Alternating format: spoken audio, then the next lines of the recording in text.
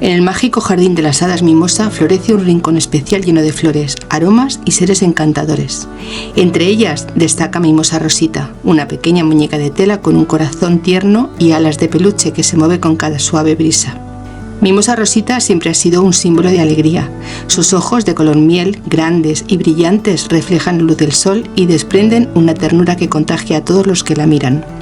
Su sonrisa siempre presente ilumina su rostro, transmitiendo felicidad y serenidad. Con su pequeña boquita y su expresión infantil es imposible no sentirse atraído por su encantadora presencia. Viste un pantalón gris decorado con pequeños topitos blancos, adornado con una delicada picunela y lazos en los bajos, que le da un toque refinado y elegante.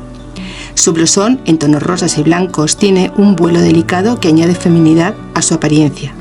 Un lazo adorna su vestido cayendo suavemente sobre él, completando su atuendo con un toque de gracia.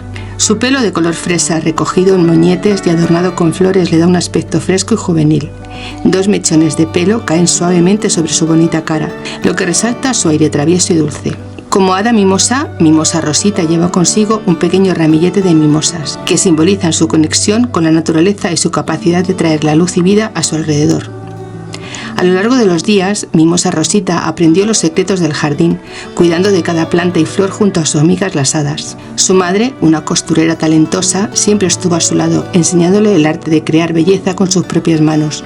Juntas diseñaban nuevas hadas, agregando detalles únicos y personalizados a cada una. Mimosa Rosita se convirtió en un reto especial del mes de marzo en mi grupo de Facebook, Taller de Amparo Muñecas con Estilo. Su historia inspira a otros a crear y compartir, llevando la magia de las hadas mimosas a rincones lejanos y a corazones creativos.